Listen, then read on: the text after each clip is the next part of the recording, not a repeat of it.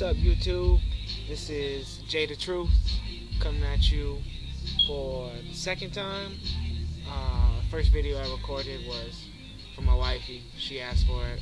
She's my number one right now, so I had to. But just trying to get into the YouTube spotlight, trying to become one of those bloggers that everybody notices, because I want to go places. Big inspiration to that is Mike the Compass. His name is Michael Mitchell. I went to high school with him. We played ball together. He was real chill and everything. He's got my back. I got his back. Mutual respect. So, search Twitter. You can search Facebook. You can search YouTube. Just type in Mike the Compass, and it should come up. He's got some real stuff to talk about. And again, that's my boy. So, whoever watches this, hit him up. Just because this is my first video and I want you guys to get to know me, the name of this one is how to not give up. I've been through a lot of shit in my life. I'm 19. I just turned 19 2 weeks ago, November 25th, and I've been through a lot of shit. I've hit rock bottom, so just want to share with you my story and where I've come from and everything. I was born in California. My father, he is an OG.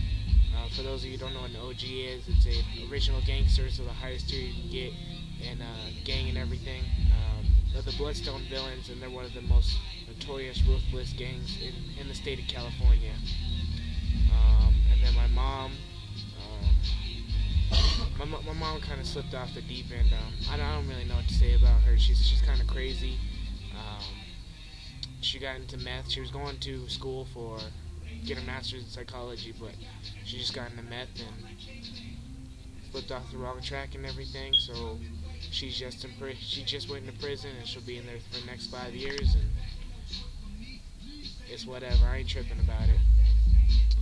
So I guess we'll start off. The first 6 years of my life, they were good. I didn't have, I was 6 years old, 0 to 6. Shit, everything's fun to you unless your parents are yelling at you, and my parents barely yelled at me because they weren't home very often, but I still dealt with it. I had a little brother and sister, James and Jasmine, so I was the oldest, still am the oldest, always taking care of everybody. But at 6 years old, my dad got caught selling some drugs. He was selling weed, meth, cocaine, whatever you wanted, he had it. He was that kind of guy. So he got sent to jail for that and armed robbery. So I was supposed to take care of the house and everything. My mom kind of just broke down. She started to neglect us kids. So at the age of 6 is when I really became a man. That's when I started changing into who I am today, I guess you could say that. I did chores. I learned how to cook. Man, I could make a mean spaghetti back then. This shit was good. But at the age of 6, you have to be a man and everything, and that's a lot on your shoulders. So I was working on that, and I did about 3 years of that, and then when I was about 9, my dad got into the halfway house, and he was able to come home and visit and everything, and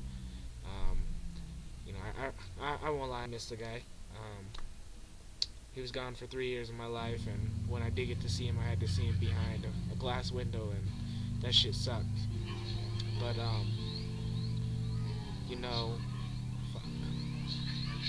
I wanted to be just like my dad when I was 9 years old.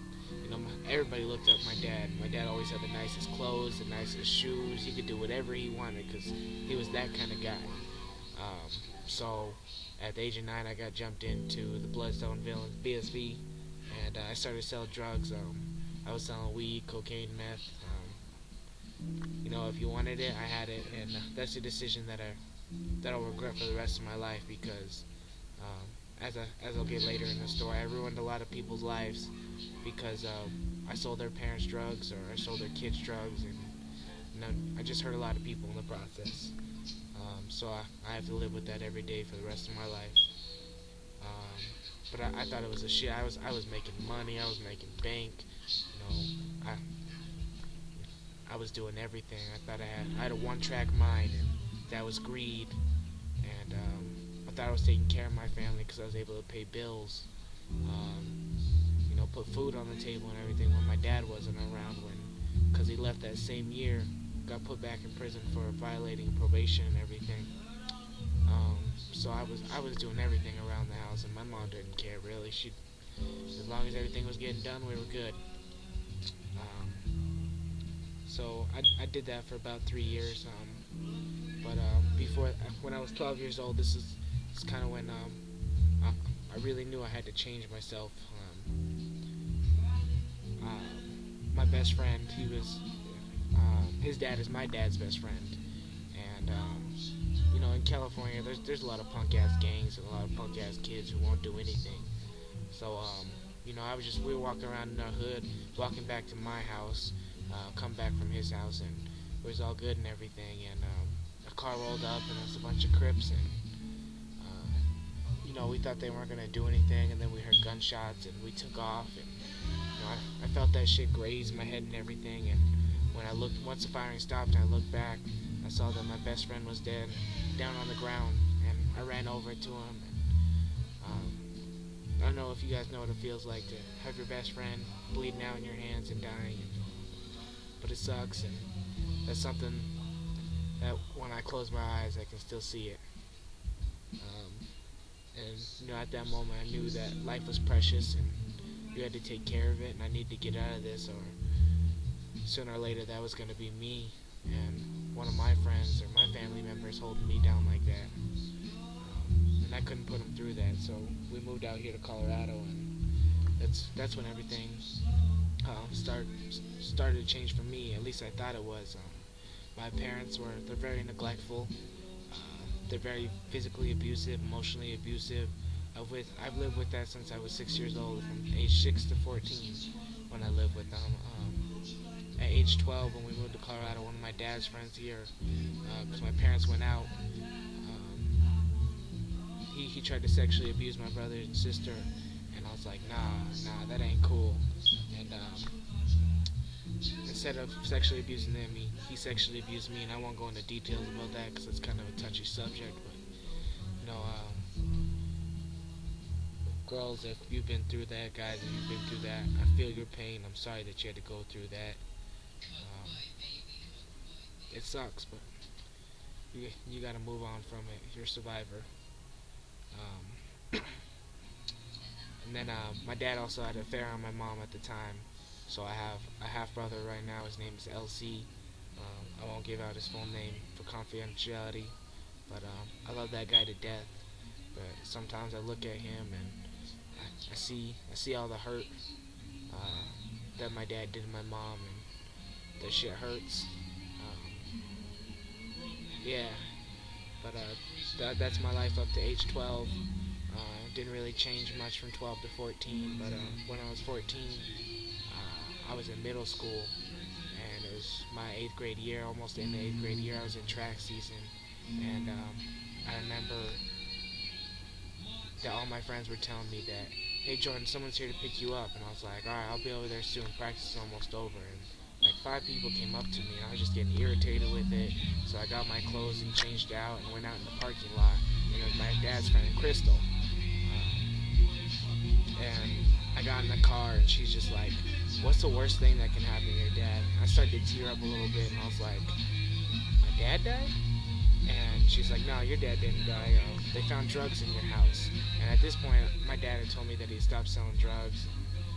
We actually got in a fist fight over it 2 weeks before. And, he promised me that he wasn't selling drugs anymore, and I believed him. And what can I say?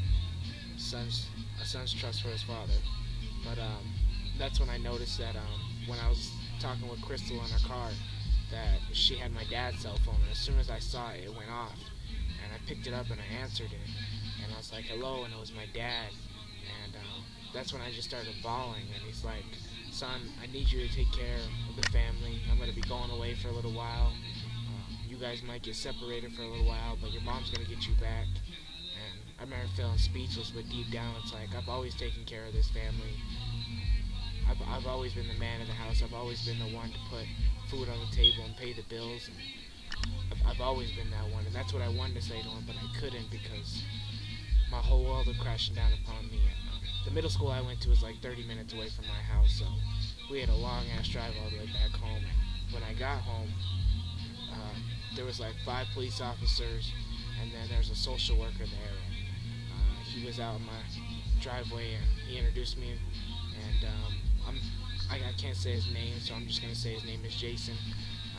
And he said, "Hi, I'm Jason." I was like, "Hi, I'm Jordan." He's like, "The police officers want to talk to you," and so I went up to the police officers, and when I was walking inside, one of them was yelling at my mom, and he called her a bitch, and I really wanted to push him, but I knew that I had to be there for my brother and sister, and so I didn't do anything. I just told him to shut up, and I walked in, and my room was downstairs in the basement, so we went downstairs in the basement,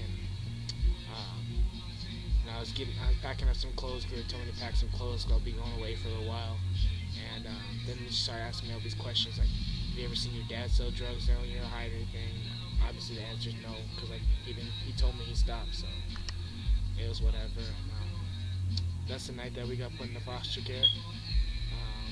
I got separated from my brother James and my sister Jasmine. And I was just with my little brother LC, and I lived with a foster mother for about 6 months. It was hard just being separated from everybody. The pressure was getting me, and I didn't know what to do. At one point, there was part of me where I was getting ready to take my own life. This was in September 2008, and I got in the bathtub, and at this point I had a huge afro, so I had a blow dryer. So when I turned the blow dryer on, my foster mother probably just thought I was blow drying my hair and everything. So I got into the bathtub, and I had the hair dryer there, and I turned it on. And, that one last second, that one last thought that runs through your head before you do this last action was my brothers and sister. And it's just like I have something to live for. Like, I've always been the father figure in their life. I'm their role model. I can't leave them now. And that was the day that I knew that I can never give up, because I have so many people looking up to me and who need me, and people that I need. So that's the day that I almost took my life. And then later that month, I got removed from that foster home to the foster home that I'm at now, to the parents that I call mom and dad. And I would say it's a good transition. We moved to Johnstown, and my life started to change there. Everything was going good. I got into football, I got into basketball, I got into track. San Diego State University was looking at me for track, and then I tore my ACL, and all that went down the drain. I hit rock bottom there, and then my senior season, my senior year of high school, just some legal stuff came up from when I was 12 and everything. I didn't get to see my family very often. I had to go to a different school and everything, but it's all good. You have to go through what you got to go through, and I still got it. Now I'm in college. I go to Metro State University of Denver.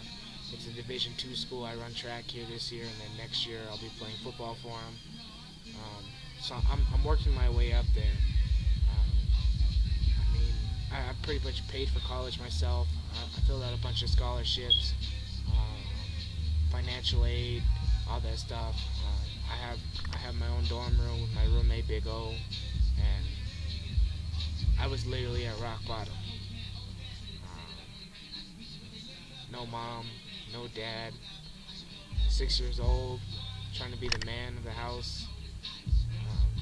Shit was tough. Almost took my own life. It's just not worth it. I remember I posted something on my Twitter the other day about I wish I could die, but see my own funeral, see who cares. It's I don't have to die and wish I could see that, because I see every day who cares about me. So I just want to say thank you to those people who do care about me. And if you're watching this video right now and you are struggling, you can always hit me up. Hit me up on YouTube. Hit me up on my Twitter at GodSoldier. GODZ_SOLDIER. Or you can hit me up on Facebook. Just search Jordan Chestnut, and you'll find me on there. Because I'm always here to talk. Like I said, this is why I'm making this YouTube page, is because I want to tell people about my experience. I want to share my knowledge to the world, and that I'm here to help. I may only be 19, but I've been through a lot of shit. I know a lot of stuff. I have a lot of wisdom, and I've gone through a lot of stuff. So if you're willing to listen, then subscribe, and if not, I hope one day we can change that. Again, you listen to Jay the Truth. Peace.